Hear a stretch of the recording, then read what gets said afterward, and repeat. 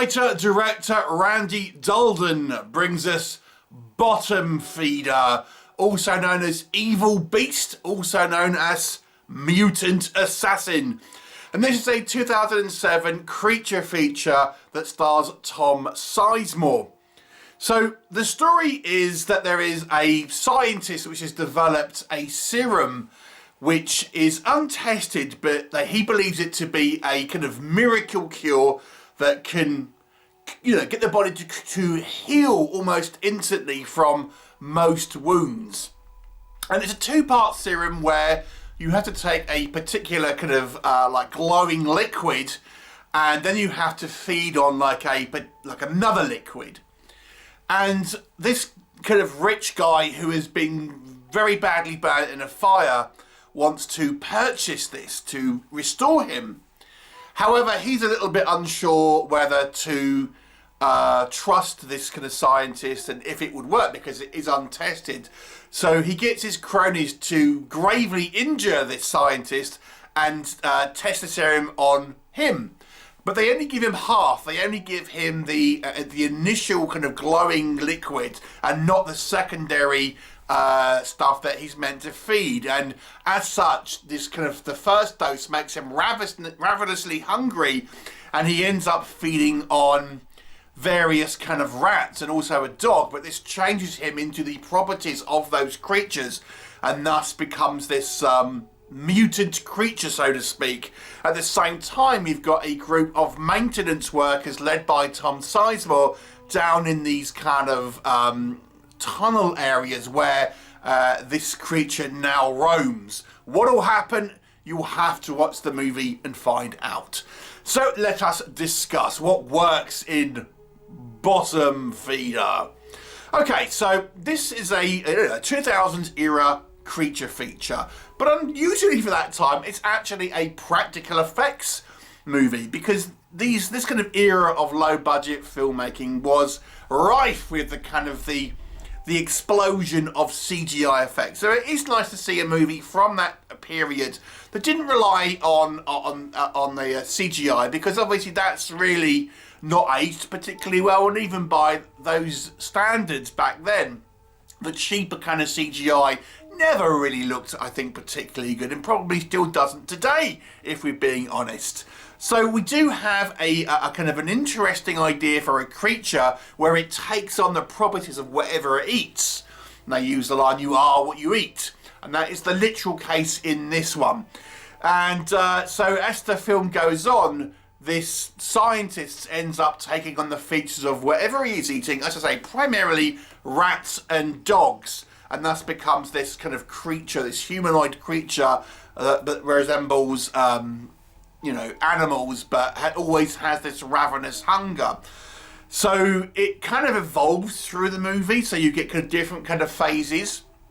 It's an interesting idea for a creature, I have to say, and it kind of looks a little bit like a werewolf in a way, like a mutated werewolf, so to speak. But the idea, I think, is actually quite interesting and, a little bit sort of unique, I say, compared to many of the, your creature features that you would have got on direct DVD and stuff at this kind of time. The second thing I really liked here is one of the characters. There are some story elements here that I do feel are actually kind of fairly bold for a low-budget movie. One of them being this character of Crendel. And she is one of the kind of the henchwomen of our kind of rich guy who's really sort of started all these problems. And she's like this kind of Scully from X-Files looking sort of character, but she's completely kind of brutal and, is very kind of bloodthirsty. But at the same time, I quite liked her character because she's quite resourceful, and he almost becomes a little bit sort of sympathetic, having kind of an uneasy alliance with this kind of group of maintenance workers as the sort of film goes on. And actually, I would say is a great femme fatale. I kind of really kind of liked her character. And I have to say as well, I actually quite like the end of this movie. I think this movie, it has a few, like, how's it going to end? Is it going to be a typical sort of, like, way this sort of style of movies ends? I gotta say, I thought, you know what? It's a pretty good ending. I kind of quite liked it. And it kind of points to a kind of a larger world, so to speak. So that was all pretty good. You know, and even our kind of, we have a kind of a load of human bad guys, I suppose. And even those kind of characters, I found them to be somewhat interesting in their kind of their own right. I don't want to really kind of give too much away in regards to kind of plot. But we have this kind of, this rich bird guy, for example, who seems to be, you know, bankrolling it. And he has these kind of interesting kind of bunch of henchmen. As I say, Miss Crendel being one of them, but there's another one that this Asian guy who just doesn't say anything and stuff like that, but you kind of feel he's got his own agenda to a degree. So I kind of quite like that, I have to say. And it is all filmed, or the majority is filmed in these kind of tunnel sequences, which gives it this kind of confined feel, which makes it feel kind of nice and kind of claustrophobic. Okay, so what doesn't work? So this one stars, obviously, Tom Sizemore, who, you know, unfortunately had somewhat of a downward spiral in regards to his kind of Hollywood career. And, you know, he's probably peaked at the movie The Relic, I would suggest. And here, you know, he's definitely the lead here. In later movies, he obviously was tended to be kind of little bit parts and was sometimes kind of quite incoherent. Here, I would say he is the lead, and, you know, it's more of a balanced performance. But you can kind of see, you know, he still has that degree of being a little bit chaotic, I would suggest, and maybe quite not knowing what he's doing. And apparently when this was made, he actually quit the production and then sort of came back again. So, you know, I think maybe this is the kind of the beginning of Tom Sizemore's trouble, and you can kind of see shades of it on screen, I have to say.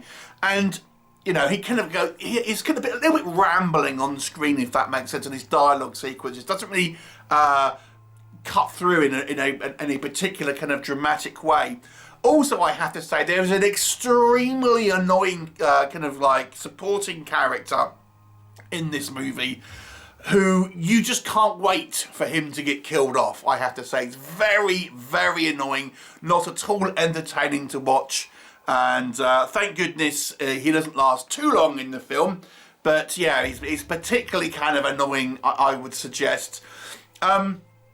There are elements here where I felt the movie was a little unexplained. For example, the whole premise here is you've got to take this two-part serum. And this, until this point, the serum is untested. And yet they kind of inject this scientist who created it once he's wounded with the first part of the serum. But they don't give him the second part. And I think, well, why wouldn't you? At that point, you don't know really what's going to happen. I mean, was it negligence? Did they forget? Was it deliberate? It suggests it was like it was some type of test, but as it's untested at this point, they didn't know that he was going to turn out like this. So I feel that kind of element of the plot is really kind of unexplained. There is no, there's an association here with the kind of the US government, but I just feel it's so tenuous. It's just an element here which I feel is kind of really sort of unexplored. Now, being this movie is primarily set in this kind of tunnel complex, it's overall quite dark in its kind of cinematography. Understandably so, to a degree, obviously, because we are having a movie set primarily in a labyrinth of tunnels, but ultimately sometimes it is a little dark and ultimately a little dull at times in regards to kind of visually speaking. So there is that. The creature, as I say, it kind of looks a little bit like a hairless werewolf. I feel, probably due to budget restrictions, but I feel more could have been done with the creature to make it such an interesting kind of chimera style creature where it is changing depending on, you know, what it's actually kind of consuming. You know, we see it initially consuming rats, then a dog, then humans, and it just kind of ends up looking like a rat man, half rat, half man. And it would have been interesting to have a little bit more permeations in it, and ultimately like maybe a bit more of an interesting kind of final form, to be honest. So, you know, it's somewhat of an entertaining movie, but I do feel it's quite flawed. But I have to say, there is still an entertainment value to be had here, and I think there are certain elements here. I just think the setup is quite original. I quite like the ending, and I quite liked our character, our kind of femme fatale character here. So to me, those elements pushes up to about an average kind of creature feature. So it's a 5 out of 10 for me. Have you seen it? What did you think of it? Please leave me a comment, and I'll look forward to seeing you next time.